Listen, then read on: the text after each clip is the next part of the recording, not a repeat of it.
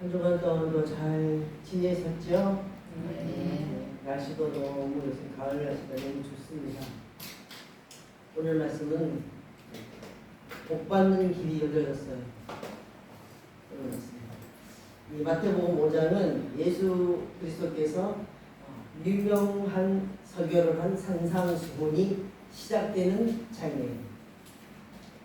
이 설교는 우리가 실제적인 삶 속에서 어떻게 살아가는 교훈으로 하신 말씀이에요. 그래서 우리는 이거를 꼭 배워서 실천을 하면 뒤쪽에 있는 복을 받을 수가 있습니다. 받아야 돼요. 무조건 받아야 됩니다. 그래서 실제적인 삶을 통해서 지켜야 할 우리 기독교인의 그 행동과 규범을 말씀하시죠. 예수님이 알려주신 거예요. 기독교인은 이렇게 살아야 된다라고 알려주면서 이렇게 살면 복을 줄 것이다. 이렇게 살지 않으면 복을 좀 받기가 좀 힘들어지는 거죠.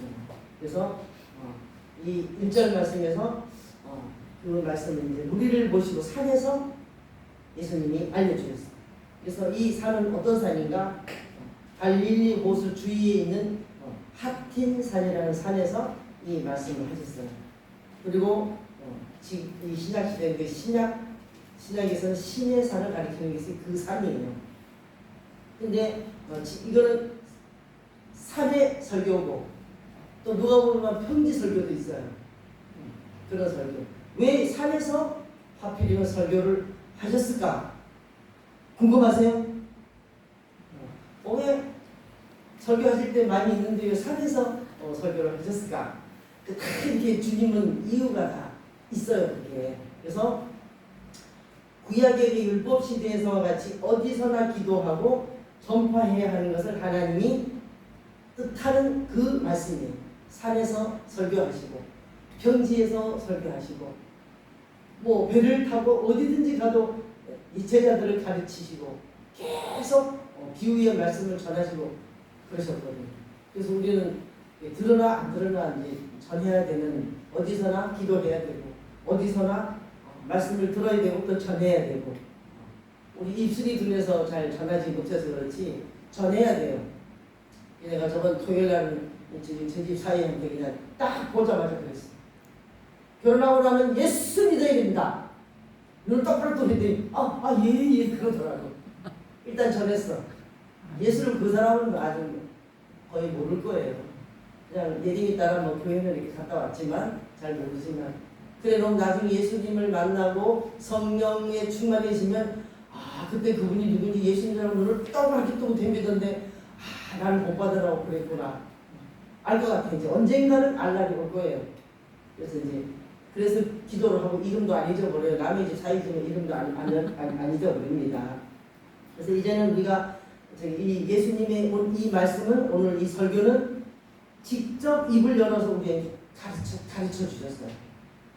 많은 선지자를 통해서 보내서 말씀을 전했지만 이 말씀서부터는 예수님이 직접, 내가 입을 열어서 직접 너희들한테 가르쳐 줄게, 설교할게, 듣고 행해, 그리고 복 받아, 그런 뜻으로 직접 했는데, 우리에게 이 하나님의 말씀은 예수님을 통해서 말씀을 다 이렇게 제자들을 통해서 기록해 놓고, 이 성경 말씀을 다 기록해 놓으시고, 또 많은 목사님들을 통해서 또 내 이웃을 통해서 내 가족을 통해서 입을 열어서 말씀만 하면 그 말씀이, 하나님의 말씀은 어땠다 그랬어요? 하나님의 말씀은, 그 4장 12절의 말씀은, 하나님의 말씀은 살았고 운동력이 있어. 좌우에 날선 어떤 것보다도 예리하대요. 굉장히 백합이 굉장히 예리하잖아요. 근데 그 어떤 날선 것보다 예리하고, 또 혼과 영과 및 관절과 골수를 쪼개기까지 하며, 이게 너무 말씀이 너무 좋아. 또 마음의 생각과 또 뜻을 감찰하나니, 그렇게 말씀드렸어요. 하나님의 말씀은 항상 살아있고 운동력이 있어요. 그래서 말씀을 통해서 기도하시고, 말씀을 통해서 응답 받으시고, 또 말씀을 통해서 기도하면서 또 정말 응답 받으면 너무 신나잖아요. 말씀을 통해서 받아야 돼요. 그래서 성경을 묵상해야 됩니다.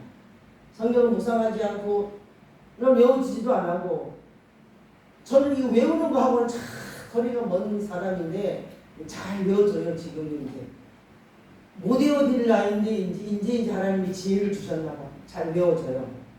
그래서 성경 말씀은 항상 묵상해야 되고 묵상하면서 그분의 음성을 들어야 되고 살아있는 진리의 교훈을 내가 듣고 내가 가르쳐야 돼요. 우리 내 가까운 사람한테 가르쳐 줘야 돼요. 근데 이 3절 말씀에 보니까 심령이 가난한 자가 복이 있다고 그랬는데 심령이 가난해지고 싶은데 요게 잘 가난해지지가 않아요. 요게 아주 마음으로 머리로 생각으로 듣기나 이 심령이 가난해져야지 복을 받아. 너무 잘 알아. 근데 이것이 가난해지려고 제가 고개를 자꾸 들고 가난해지지 않고 부자가 되려고 애를 쓰더라고요. 저도 똑같아요. 그래서 이 영적인 가난을 지각하는 사람이 심령이 가난한 사람. 그리고 눈물로서 통회하고 회개하고 했던 그 세리처럼 그런 사람이 돼 가난한 사람이 되는 거거든요. 그래서 집에 이제 들어가려고 밑에 1층에 현관에 서 있는데 바로 그 안에 사람이 한 명이 있더라고. 그 사람이 나오려고 나오면 그 문이 내가 안 눌러도 열려지잖아요. 내가 눌릴 때까지 안 나오는 거야. 서 있더라고. 그래서 안 나오려고 그러나? 내가 눌러가지고 열리고 내가 딱 들어오는 그 사람이 팔 웨이프를 비끼면서 나가는 거야. 근데 속에서 이게 뭐야. 나오면 내가 안 눌렀잖아. 속으로. 그 뭐예요? 제가 살아있다니까. 내 성질이 살아있다니까. 그래서 네 죽어야 되는데 아직도 쓴뿌리가 있구나. 그거를 내가 발견을 했어. 그 아줌마 때문에. 그래서 하나님 잘못했어요. 회개했지 또. 쓸데없이 그 사람을 잠깐이라도 눈을 후겼나 봐요. 잘못했어요. 회개된다니까. 가난한 심령이 가난해져야 되니까. 왜? 천국이 내 것이 되기 때문에. 내가 천국을 빼앗길 수는 없잖아요. 순간 죄를 그렇게 짓더라고요. 아무 일도 아닌 걸 가지고 죄를 지어. 그래서 안타깝기는 해요. 그래서 그 아줌마 내 얼굴이 어떻게 생겼는지 전혀 얼굴을 내 기억하지 않아서 다행이긴 해요. 누군지는 몰라. 그래서 심령이 가난해지면 어떤 축복을 받습니까? 천국을 내 것으로 삼을 수가 있어요. 그래서 천국에 있는 그 심령은 가난한 자들로 구성되어 있기 때문에 가난하지 않은 사람은 그 천국에를 입성을 할 수가 없어요. 그 복을 받을 수가 없는 거야. 자꾸 미워야 돼. 자꾸 죽여야 돼, 나를 자꾸 쳐서 복종을 시켜야 돼. 이 죄인 개수는 개수기 때문에 수시로 그렇게 잘못을 하고 또 그냥 실수를 하고 그래서 빨리빨리 지금은 그래도 눈을 깨닫는 게 아니고 빨리빨리 깨달을 수 있는 또 은혜가 있어서 너무 감사해요. 그래서 이 천국은 가난한 자들의 모임이기 때문에 부자는 들어갈 수가 없어. 심령이 부자면은 천국에 아예 그 모임에 참여를 할 수가 없어요. 꿈도 꾸면 안 돼요. 그래서 자신과 타인들 앞에 항상 겸손해야 되잖아요. 겸손해야 되는데 겸손이 또 그렇게 쉽지가 않아요. 그래서 이제 우리 몇 층에 사는 아줌마인지 모르는데 항상 그 태도가 겸손해. 엘리베이터도 먼저 타시라고 내리라고 그러고 그렇게 그 자세가 항상 겸손해서 저 아줌마는 어떤 사람인지 모르지만은 많은 대화를 안 해봤으니까 얼굴만 아는데 인사하는 정도. 참 저 아줌마는 겸손하다. 그랬더니 어저께서도 그 아줌마의 그 실체를 보고 왔대. 남편하고도 한테 치자고 하던데 남편한테는 막 어떻게 소리를 지르고 막 눈물 이래가지고 막 뭘 하는 거야. 그래서 저 아줌마 평소 모습하고 완전히 남편하고 대할 때는 완전 틀리네. 저게 뭐지? 남편한테는 저렇게 하고 사는구나. 남들한테는 굉장히 겸손하게 사는구나. 맞아떨어지지가 않았어요. 내 자신이 만약에 그렇다면 그거는 심령이 가난한 자가 아니잖아요. 초시일관 밤낮이 똑같고 봄, 여름, 가을, 겨울이 똑같아야지 돼. 항상 내 말과 행동이 같아야 되고 그런 사람이 심령이 가난한 자잖아요. 그래서 천국에서 큰 자는 이렇게 엄청난 축복을 받는데 가난해지지 않으면 안 돼. 내 심령을 항상 남을 위하여, 주님을 위하여, 하나님의 영광을 위하여 자꾸 그렇게 살다 보면 이제 언젠가는 가난해질 거예요. 저도 아직 엄청 부자예요. 여러분들 이제 가난해지기를 바래요. 심령은 세상적으로 잘 사는 거는 잘 살아야 되고 그래야 도와주니까. 그래서 마태복음 23장 12절에 누구든지 자기를 높이는 자는 낮아지고 누구든지 자기를 낮추는 자는 높아지리라 그랬어요. 이 나를 자꾸 낮춰야 돼. 자꾸 끌어내려야 돼. 그러면은 심령이 가난한 자가 됩니다. 상혁이가 너무 열받아가지고 그 새끼 오늘 나오면 때를 죽여버린다고 노리면서 이제 출근을 하는 거야. 그래서 뒤에서 내가 그랬어. 그러면서 하나님 간담이 이제 기도를 또 막 새기겠지. 그 사람 만나면 죽인대요. 어떻게 하면 좋아요? 저 혈기를 좀 죽여 주시옵소서. 그리고 기도를 막 세게 또 했어. 그래서 요새 기도할 일이 많아서 기도를 좌우지간 많이 하게 되긴 되는데 기도했는데 전화해서 물어볼 수도 없어. 그 새끼는 나와서 죽였냐 살렸냐 얘기할 수도 없고 아이고 아침에 퇴근을 했는데 아주 기분이 너무 좋아갖고 오더라고. 안 때려주겠구나. 알겠더라고. 그래서 자기가 어제 때려친다더니 어떻게 됐어? 그 새끼가 안 나왔어? 그래서 안 때려주겠어? 안 나오는 게 도와주는 거였거든. 약을 있는 대로 올리고 간 아새끼가 하나 있어가지고 승질이 더러우니까 그래서 뒤에서 가는 우리 집은 이제 지 방에서 나가면 신신구 나가는데 길잖아요. 주여 이러고 야 선생님 잘 갔다 오나이 죽이지는 말아라 이러고 보냈는데 그래도 안 나와서 뭐 죽일 일이 없었대요. 심령이 가난하지 않으니까 그게 성질이 막 혈기가 우리들의 삶은 혈기가 아니고 육체가 아니라 했는데 그 혈기가 나와가지고 정말 저도 그렇고 우리 식구가 그래요. 쓴뿌리가 있대. 우리 신랑도 고백하더라. 아직 내가 쓴뿌리가 있어가지고 가끔 승질이 이렇게 난다고. 그게 지극히 정상이에요. 이제 앞으로는 이제 그걸 뽑아내버려. 알았어요. 그래도 말은 모르지 이제. 그래서 사전에 애통하는 자 어떤 사람입니까? 자신이 죄에 대해서 참회하며 애통하는 사람이 진짜 애통하는 사람. 그래서 그리스도를 생각하면서 내 죄 때문에 주님이 십자가에 돌아가셨지. 그걸 생각하면 애통하지 않을 수가 없어. 그래서 죄송하고 미안하고 감사해서 울잖아요. 우리는 예수님한테 그렇고 우리 목사님한테 그렇잖아요. 죄송하고 미안하고 감사하고 그렇게 항상 그렇잖아요. 그래서 우리가 이 예배를 드릴 때 상한 심령으로 예배를 드려야지 그렇게 애통하지도 않고 아무 생각도 없이 드리면 그건 진짜 예배가 아니잖아요. 상한 심령이 올라가는 그 애통하는 마음으로 올라가면 또 어떤 축복이 내려온대요. 위로를 주신다. 위로하시는 하나님 맞아요. 위로하십니다. 저는 막 이 회개하느라고 애통하고 울어보지 않았는데 억울해서 엄청나게 울었는데 대신 옆에서 울어주시는 주님을 만났는데 눈을 떠서 쳐다볼 걸 너무 크게 우시는 분이 계셔서 나보다 더 억울한 일을 당하셨구나만 생각하고 나는 나대로 울고 그분은 그분대로 울었어. 그분이 예수님이라고 생각해서 얼마나 좋았게요. 안 쳐다보고 그냥 우리 큰아들이 물 떠오고 물 가지고 후지하고 가지고 나서 엄마 눈물 닦고 이거 냉수 한 잔 마시세요. 그랬을 때 야 상훈아 옆에 우는 아저씨 어디 갔냐? 내가 이제 미친 줄 아는 거야. 걔가 엄마 정신 차려 빨리 물 마시래. 물을 한 사발 맞았는데도 이 아저씨가 분명히 있었다니까. 가는 안 보이니까 나는 소리만 들었어. 그게 굉장히 위로가 됐어요. 너무 위로가 돼서 그만 울게 됐다니까. 그만 울게.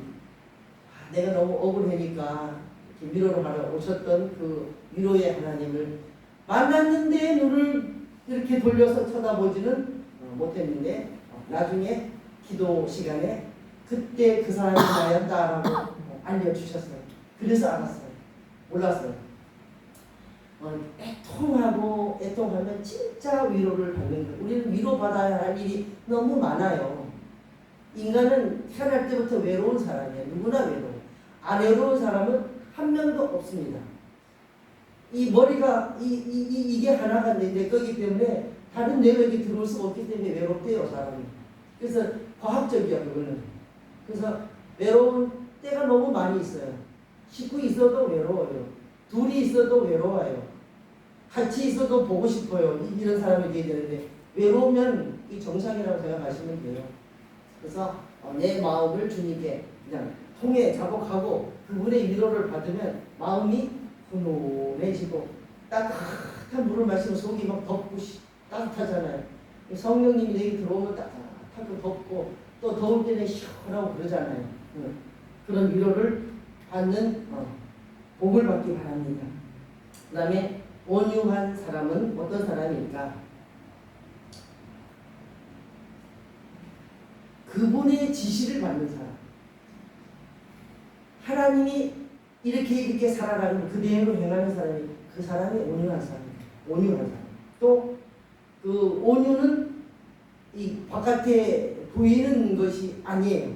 온유는 그 속에 마음의 자세 그거를 얘기를 하는 거거든요. 그래서 하나님께 절대 순종하고 절대 복종하는 자가 온유한 사람.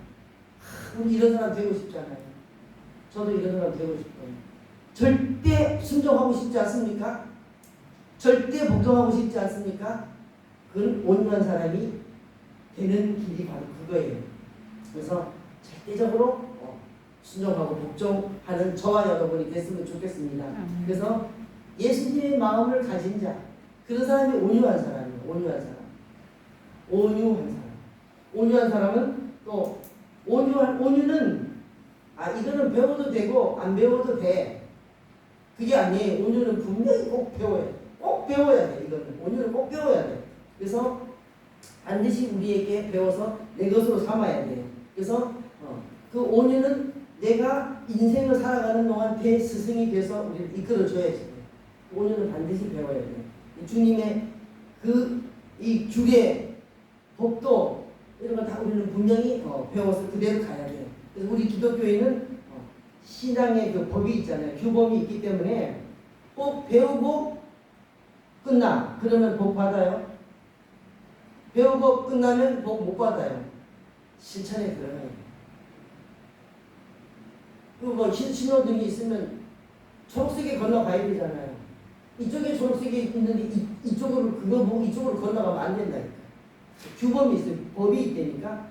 하나님의 법도. 그래서 이거는 또 어떤 복을 받아요?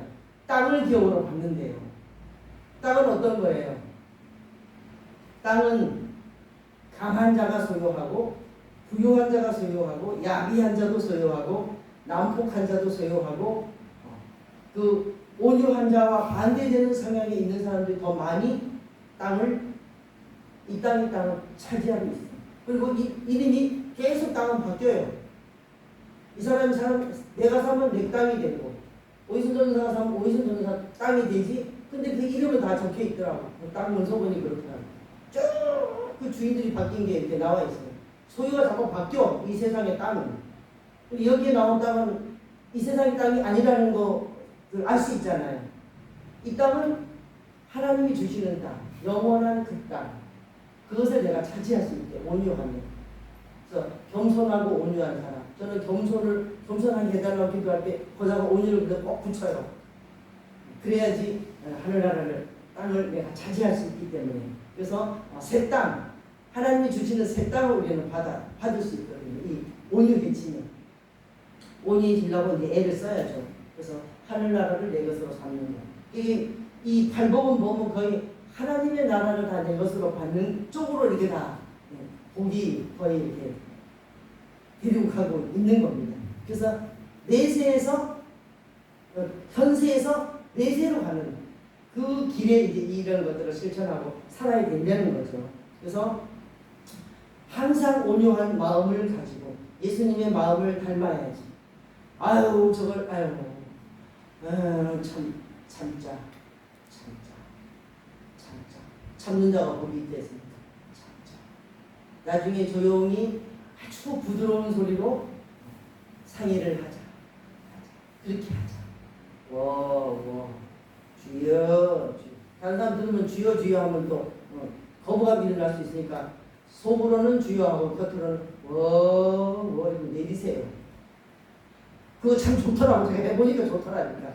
이러고 보내보니까 되더라. 참고 받고 아예 그 싹이 나타나지 않았으니까 쥐기 일은 없었잖아요. 아주 지겨버린다고 요록하거든. 또 무섭더라고. 그래서 이 온유한 사람이 되어서 천국을 내 것으로 거기 있는 땅을 내 것으로 다 기업을 받아요. 기업을 받잖아요. 우리 이스라엘 백성들이 다 가나안 땅에 가서 기업을 자기 땅 기업을 다 받잖아요. 받는 거. 그 다음에 의는 무엇일까? 하나님께서 그 인간의 허물과 죄를 사하시고 한없는 은혜를 덧붙이시는 것이 이게 바로 의예요. 칭의. 의를 우리가 예수님을 믿음으로 의인이 되는 거잖아요. 그래서 이것은 의는 영적인 축복이에요. 영적인 축복. 다른 게 아니에요. 내가 의로운 사람. 그래서 술을 많이 마시는 사람들 많이 있잖아요. 우리 사역에도 그러더라고요. 엄마 요새는 목사님들도 술을 많이 다 거의 다 먹는데 어디서 들었나 봐. 그래서 그래? 아유 그럴 리가 있나? 듣자고 뗐지 그때. 진짜 엄마 그래. 우리 목사님은 술을 옛날에 끊으셨다는데 나도 술 안 먹고 그랬더니 옛날 분 목사님들은 다 또 술을 안 드신대.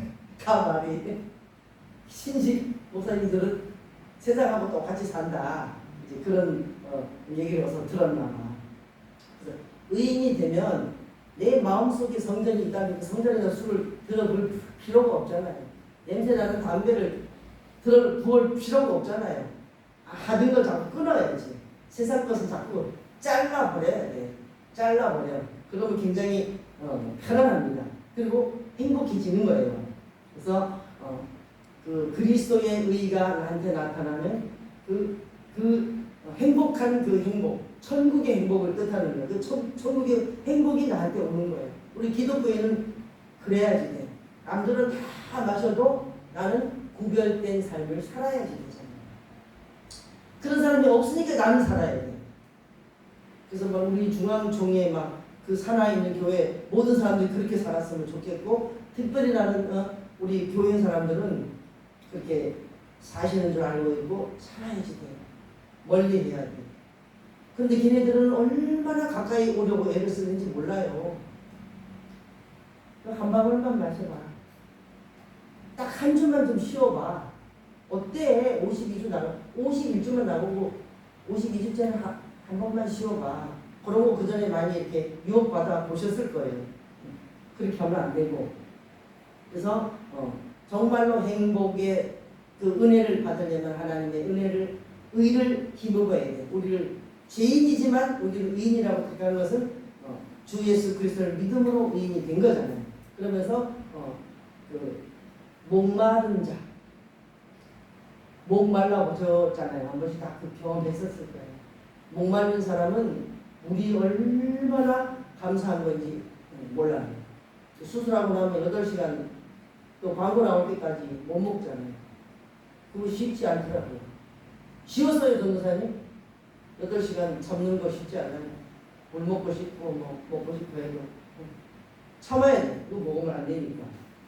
목마른 자, 예수 그리스도의 피, 그게 참된 음료가 되잖아요.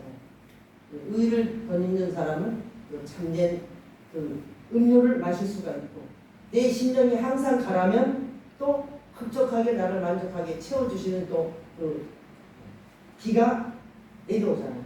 하나님께서 내려주시는 비가 내려와서 우리의 목마름을 시원케 하고 해가를 해주시고, 배도 부르고 또 이 마실 것도 실컷 마셔서 시원하고 그런 우리 인생의 삶이 되시기를 바랍니다. 예수님께서 내가 곧 생명의 떡이니 내게 오는 자는 결코 줄이지 아니할 터요 나를 믿는 자는 영원히 목마르지 아니하리라고 약속해 주신 말씀은 우리 주님은 꼭 지키시는 분이니까.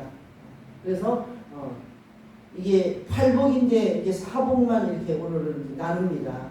이 나눔 속에서 주석을 세시면서 겉에 있는 축복은 주석을 세시면서 오늘 식구들과 지내시고 이 속도 이거 뭐 신령의 복은 또 기도하시면서 훌륭한 사람들이 왔다 갔다 하고 또 그런 사람들이 또 오고 또 그런 사람을 만나는 일이 이 명절 때 많이 있으니까 더 기도를 많이 하셔가지고 그럼 목사님은 빨리 이제 회복이 기도를 그렇게 해주세요. 목사님 빨리 회복되게 해주시고 몸도 회복되고 마음도 회복되고 마음도 약해지시거든요. 그리고 입맛도 회복되고 세 가지 다 해주셔야 돼요. 세 가지를 기도하셔서 빨리 건강을 이제 되찾아야 돼요. 마음이 약하면은 섭섭한 일이 많아서 안 돼요. 그래서 건강해지셔야 돼요. 건강해지셔가지고 목사님이 받는 팔복 우리도 받아야 되고 또 우리도 받고 우리 가족도 받아야 되고 받아서 그 어디든지 가도 정말로 하나님 나라의 백성답게 시민권자답게 사시는 저와 여러분이 계셨으면 합니다. 살아계신 하나님 감사합니다. 저희들을 사랑해 주셔서 칭의를 내려주셔서 하나님을 믿음으로 예수님을 믿음으로 의인이라 칭하시고 또한 의인이라 칭하시면서 우리에게 하늘의 복을 내려주시고 천국을 우리에게 주시려고 너무나 많은 이 문들을 열어놓았습니다. 이 팔복의 문을 활짝 열어주시고 정말로 하나님의 축복을 받기에 부족함이 없도록 우리의 심령이 가난하게 도와주시기를 원합니다. 주님께 모든 것을 또 남은 시간도 의지하옵고 예수 그리스도의 이름으로 간절히 기도드리옵나이다.